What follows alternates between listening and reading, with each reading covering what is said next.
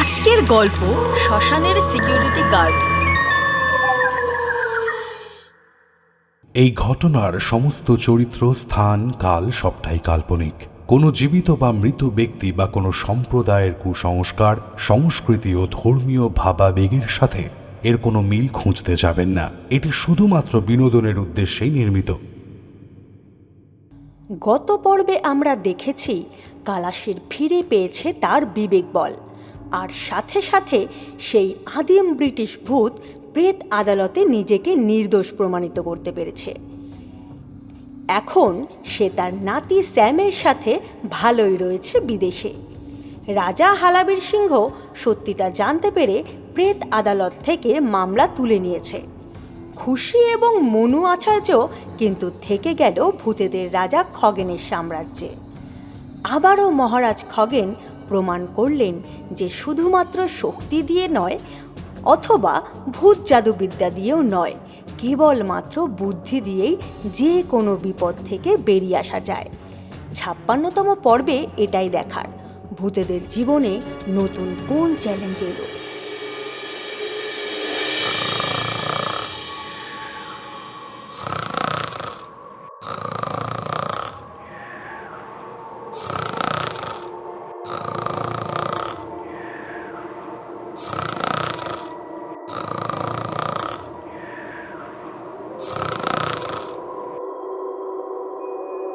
এই অপদার্থগুলো পাণ্ডুলিপি পাহারা দিতে এসেছিস না ঘুমোতে এসেছিস? ওঠ ওঠ বলছি দুজন। कौन है? अरे है कौन? अरे का भई बा, चोर आया का? पकड़ो। ভালো করে দাঁড়া আগে, তারপর চোর ধরবি। হ্যাঁ, বেটারা দাঁড়িয়ে শুয়ে ঘুম দিচ্ছ তো সব রিপোর্ট করে দেবো ওই মহারাজ খগেনের কাছে। बड़ा भूल হয়ে গেছে মালিক। এই ঝুনওয়া, এ তো চোর নাহি, আমাদের সাহেব আছেন। রাম রাম রাম রাম রাম রাম, বড়া গলতি হয়ে গেছে। আগে বল, ঘুমোচ্ছিলিস কেন? মন্ডুলিপি পাহারা দিতে দিতে নিন্দ লেগে গিয়েছিল। হ্যাঁ, মান্ডুলিপি পাহারা দিতে গিয়ে না ঘুমিয়ে গেছিলাম সাহেব। চুপ বলছি, চুপ কর। খালি মান্ডুলিপি মান্ডুলিপি করছিস।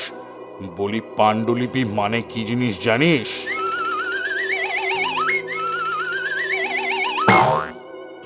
হায় ভগবান, যা জিনিস পাহারা দিচ্ছিস সেটাই চিনিস না? শুনে রাখ তবে।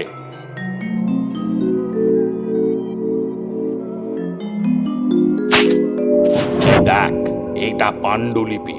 এই পাণ্ডুলিপি শব্দটি একজন লেখকের কাজের যে কোনো লিখিত, টাইপ করা বা শব্দ, যা একটি মুদ্রিত সংস্করণ থেকে অনেক আলাদা।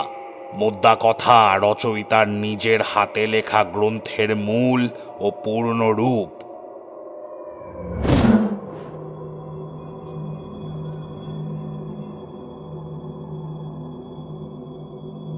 এই দেখো ভাই, বিশ্বখ্যাত ভূত কবি আধারচন্দ্র মানিক এই বাংলার বাঙালি ভূতেদের গৌরব।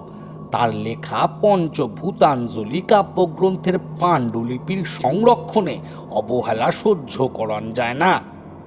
কি হয়েছে নাকি? বাঙালি ভূত জানে তাদের সম্পদ কিভাবে রক্ষা করতে হয়। আপনি একটু বেশি রিয়াক্ট করছেন। চাইটা খৈনি খাওয়া সিকিউরিটি গার্ডরে খাড়া কইরা তোমরা নিশ্চিত হইয়া গেছো যে কোনো হালার পোহালা আমাগো আধারচন্দ্র মানিকের পঞ্চভূতাঞ্জলি কাব্যগ্রন্থের পাণ্ডুলিপি ছুঁইতে পারবো না। ওই খ্যাংরা কাটি আলুর দম গার্ডগুলারে কাবু করতে কোনো শয়তানের বেশি সময় লাগবো না। দেখুন দাদা, আপনি আমাদের সিকিউরিটি গার্ডদের যোগ্যতা নিয়ে প্রশ্ন তুলেছেন, এ কিন্তু আমি সহ্য করব না। মহারাজ, একজন বহিরাগত রেফিউজির মুখে আমি এসব জ্ঞান শুনতে রাজি নই। আমার কথাগুলান তোমার এত চিমটাই তাচ্ছে কেন? ও সরি সরি সরি স্যার, ভুল লাগেছিলাম। আপনি আর হিন্দি ভূত তো এখন পাণ্ডুলিপির সংরক্ষণের দায়িত্বে আছেন, কোনো কিছু কোনো যাইব না। কি বলতে চাইছেন? আমরা অপদার্থ? আমার সিকিউরিটি গার্ডেরা ঠিক মতো পাহারা দেয় না? প্রতি মাসে একবার ভিজিট করি, হিন্দি ভূত ভাইও আমার সাথেই থাকেন। আমি কিছুই কই নাই মহাশয়, তবে এখন দুইখান কথা আছে। বাংলার বিখ্যাত ডাকাতদের একখান বস্তা পচা অভ্যেস আছে, ওইটা আপনারে ছাড়তে হইব, নইলে বারবার ভিজিট কইরাও কোনো লাভ হইব না। মানে আমি খাঁটি বাংলার ডাকাত, কত ঐতিহ্যশালী আমাদের ইতিহাস জানেন নিশ্চয়ই। রঘু ডাকাত, বিশে ডাকাত, মনোহর ডাকাত, চিতে ডাকাতের ঐতিহ্য আমাদের। আমরাই প্রথম ব্রিটিশ শাসনের বিরুদ্ধে প্রতিবাদের আগুন জ্বালিয়েছিলাম, কাঁপিয়ে দিয়েছিলাম কোম্পানির সাহেবদের ভিত্তি। আমাদের নামের পরে ডাকাত বসলেও আমরা আসলে ছিলাম স্বাধীনতা সংগ্রামী। দেশের জন্য ফাঁসির দড়ি গলায় পড়েছি আমরা, তাই আমরাই দেশের সম্পদ রক্ষার জন্য উপযুক্ত। মহারাজ খগেন এসব দেখেই আমাদের দায়িত্বটা দিয়েছেন, বুঝলেন? খাইছে কি বুঝতে কি বুঝলাম, আমি প্রাণ দেওয়ার কথা কই নাই। বলতে আসিলাম যে আগে ভাগে জানাইয়া তারপর ডাকাতি থুরি ভিজিট করণের আপনাগো অভ্যাসটা ছাইরা দেন। আপনাগো ফাঁকিবাজ এফিসিয়েন্ট গার্ডেরা আপনার আসার দিনক্ষণ যাই না সতর্ক হইয়া ওই বিশেষ দিনে মন দিয়ে পাহারা দেয়, বাকি 29 দিন ঝিমাইয়ার খৈনি পিসা কাটায়, আর আপনি ভাবেন ওরা খুব পাহারা দিতাছে। बंगाल दादा, ওখানে যে গার্ডেরা আছে সব সময় ধ্যান দিয়ে পাহারা में लगिए আছে, सिर्फ बीच बीच में थोड़ा थोड़ा খৈনি মলতা থাকে। वहाँ तो सिर्फ একটা ছোট ঘর আছে, सोने की जगह भी नहीं है ठीक से, तो माझे माझे आग लग जाता है, तब पास में एक पेड़ पे उठ के सो जाते हैं। हाँ ठीक ही कोई सो একটা না পাহারা नहीं दे सकता, किंतु हिंदी भूत भाई तुम निश्चय बदल बदल के पहारा दिया। हाँ, पारी पारी से पहारा दिए हैं बंगाल दादा, लेकिन এর মধ্যে আবার লেকিন কি আছে? কি লেকিন আছে এর মধ্যে? कभी कभी दो जনের একসাথে नींद लेगे जाए, तब दरजार सामने दो जन खड़ा होके सो जाता है, फिर कोनो माइका लाल हमको धोखा दिए ভেতরে যেতে পারে না। बहुत লগন से पहारा দিচ্ছি আমরা মহারাজ। শুনলেন তো মহারাজ, কেমন কইরা আমাগো ডাকাত ভূত আর হিন্দি ভূত ভাই আধার মানিকের পাণ্ডুলিপি পাহারা দেয়। এই হিন্দি ভূত ভাই, তোমারা লোক পাহারা দেওয়ার সময় ঘুমা जाता है। का बात बोलছেন ডাকাত ভূত ভাই? घूम के क्यों पहारा देगा? घुमाता नहीं, सामने तरफ मुंह करके ही पहारा देता है। हम इतना तजुर्बेदार भूत होके आप इतना तो जानते हैं कि পিছন থেকে पहारा देवा जाता नहीं है, ऐसा कोशिश भी हमारा लोकेरा करे ना। আহ, এসব কি শুনছি ডাকাত ভূত? এসব কি হচ্ছে ওখানে? মহারাজ আমি যখন যাই তখন তোরা ঠিকঠাকই পাহারা দিচ্ছে দেখি, কিন্তু এসব আমি জানতাম না। এটা জাতীয় সম্পদ রক্ষার বিষয়, অলসতা কাটাও, না হলে যে কোনো দিন বিপদ হয়ে যেতে পারে। হ্যাঁ মহারাজ, আমি এরপর কোনো ঢিলেমি বরদাস্ত করব না। তোমাকে বলে দিলাম হিন্দিভূত, খৈনির নেশা আর ঘুমের অভ্যাস কমাতে হবে, না হলে সব লোককে রাখা যাবে না। ডাকাত ভূত বাবু, आप हमारा लोकेर ऊपर इंजाम लगाচ্ছেন। थोड़ा খৈনির नेशा करता है लेकिन और कुछ नहीं करता है हमारा लोकेरा। হিন্দিভূত আমি কিছু শুনতে চাই না। ঠিক আছে, ছাড়তে না পারো কমাতে তো পারো। হ্যাঁ ঠিক আছে। আর হিন্দি ভূত ভাই, পর্যটকদের গাইড করার বিষয়টা? ও আর এমন কি ব্যাপার আছে, খৈনি বলতে वक्त কোনো টুরিস্ট এলে থোড়া দাঁড় করে রাখতে হয়, বাকি সময় অতিথিদের কবির ঘরের ভেতরে নিয়ে যাই, সব কুছ নজারা করিয়ে দিই। খাইছে কাণ্ড, অতিথিদের দাঁড় করাইয়া রাখো। ও ডাকাত ভাই, ও ডাকাত, কি বলে বলে কি? হ্যাঁ ঠিক আছে, দেখছি, আমি ব্যাপারটা দেখছি। সম্পদ রক্ষায় এত গাফিলতি? ডাকাত ভূত, হিন্দি ভূত, সিরিয়াসলি ব্যাপারটা দেখো। মহারাজ, পেতগ্রামে ভূত বিদ্যাঙ্গনের কিউরেটর ভূত ভবন পাল এক ভয়ানক সংবাদ দিলেন এই মাত্র, আমি শোনাচ্ছি। পঞ্চভূতাঞ্জলি পাণ্ডুলিপি চুরি হয়ে গিয়েছে, কোনো সূত্র খুঁজে পাওয়া যাচ্ছে না। কিভাবে এই পঞ্চভূতাঞ্জলি পাণ্ডুলিপি চুরি হলো? কারণ সংগ্রহশালার দ্বারে সিকিউরিটি গার্ডেরা সব সময় নজর রাখে। রবিবার মানে যেমন গতকাল কোনো টুরিস্ট আসে না, সারাদিন ঘর বন্ধ থাকে, সারাদিন সিকিউরিটি গার্ডরা দরজায় দরজায় পাহারায় থাকে, তাই বাইরের কারো আসার প্রশ্নই ওঠে না।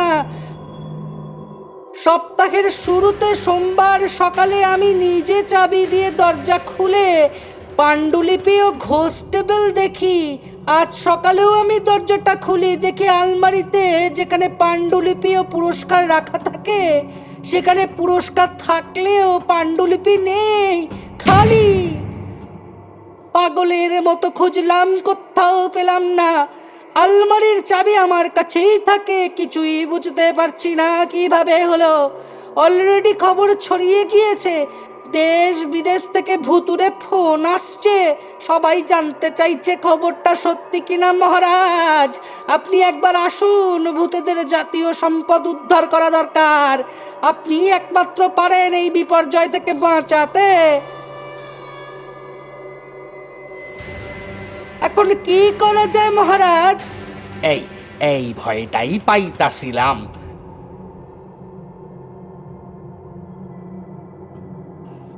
নরকঙ্কাল, আমি ভূত বিদ্যাঙ্গনে যাব। এই মুহূর্তেই জাতীয় সম্পদ রক্ষার থেকে বড় আর কোনো কাজ হতেই পারে না।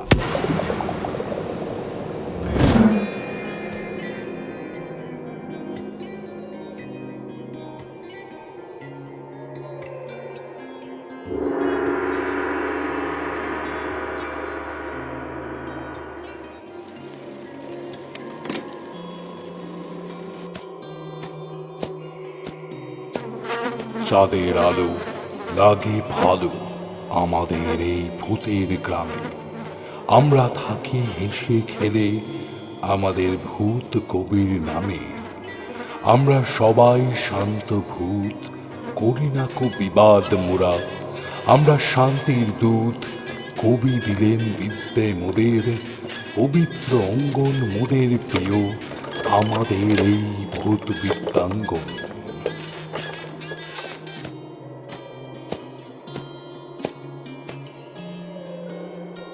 বাহ, কি সুন্দর শান্ত এই ভূত বিদ্যাঙ্গন। গ্রাম বাংলার ভূত জীবনের ছবি এই ভূত বিদ্যাঙ্গন। চাঁদের আলোয় চারিদিক সুন্দর লাগছে।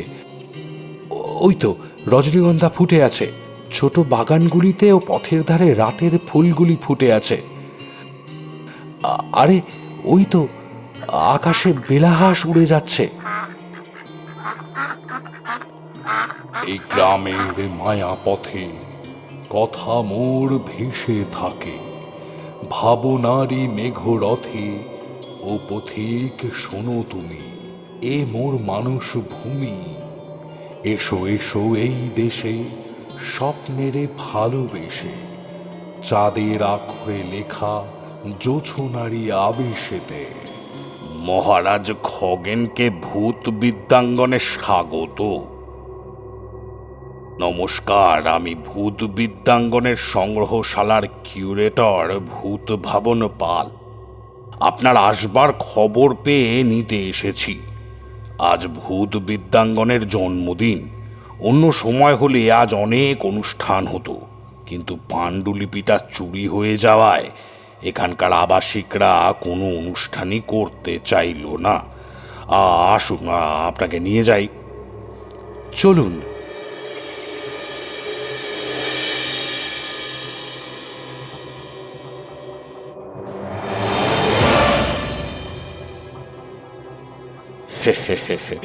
বেশিক্ষণ শরীর ধারণ করে থাকতে পারি না, এই আমার একটা বাজে ব্যাপার। পঞ্চভূতাঞ্জলি রাখার ঘরটা কোন দিকে? চলুন, ওদিকেই যাব। হ্যাঁ হ্যাঁ হ্যাঁ, চলুন চলুন।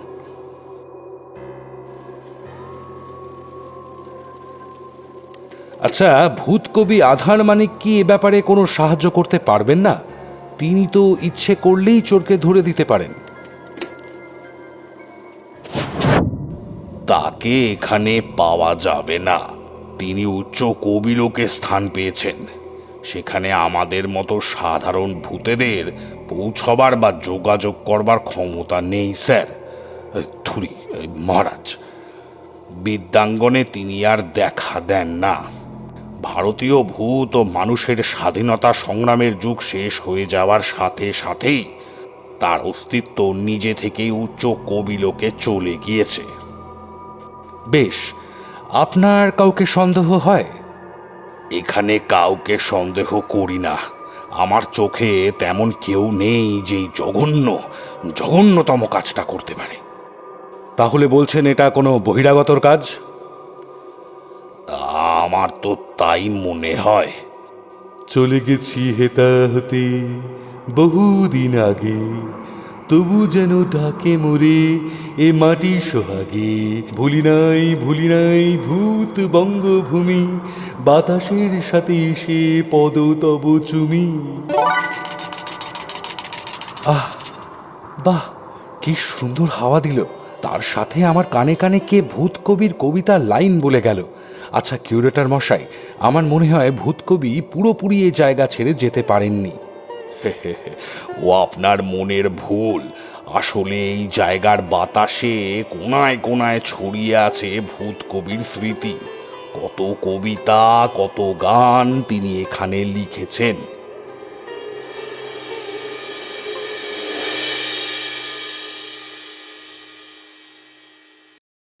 গত পর্বের সঠিক উত্তরদাতাদের নাম হল শরীফুল ইসলাম, ইয়াসিন ভূঁইয়া, রাইহান, বর্ণা কুমারী, প্রিয়াংশু কুমার শর্মা, সাজামল, দেবরাজ চক্রবর্তী, আকাশ কুমার, মিলন দাস, ইউসুফ খান, স্বদেশ দুলুই, রহিদুল ইসলাম, মুরসালিন আহমেদ, শুভজিৎ, জুলু গায়েন, বিভাস বারুই, সুরজিৎ আম্বিকা খাঁ, দীপ মল্লিক, জিৎ মাঝি, ওম বাগ, কল্যাণ মল্লিক, রাকেশ মান্না, জয় কুমার, ইয়াসিন ভৌমিক, বর্ণা কুমারী, ইয়াসিন মিয়া, রাজু প্রামাণিক, সজীব মণ্ডল, কার্তিক বর্মন, সঙ্গীতা চ্যাটার্জি, আরশিদ চ্যাটার্জি,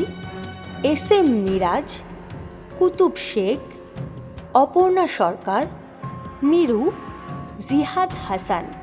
যারা যারা সঠিক উত্তর দিয়েছেন তাদের সবাইকে অসংখ্য ধন্যবাদ। অনেকেই সঠিক উত্তর দিয়েছেন। আমরা বারংবার বলেছি যে সঠিক উত্তরের পাশে নিজের পুরো নাম লিখুন। শ্মশানের সিকিউরিটি গার্ডের আজকের পর্বের প্রশ্ন হল, ভূত বিদ্যাঙ্গনে কার গলা ভেসে আসছিল? সঠিক উত্তরের পাশে নিজের পুরো নাম লিখুন ও কোথা থেকে বলছেন সেটাও লিখুন। দেখা হচ্ছে আগামী পর্বে ঠিক দুপুর 3টে।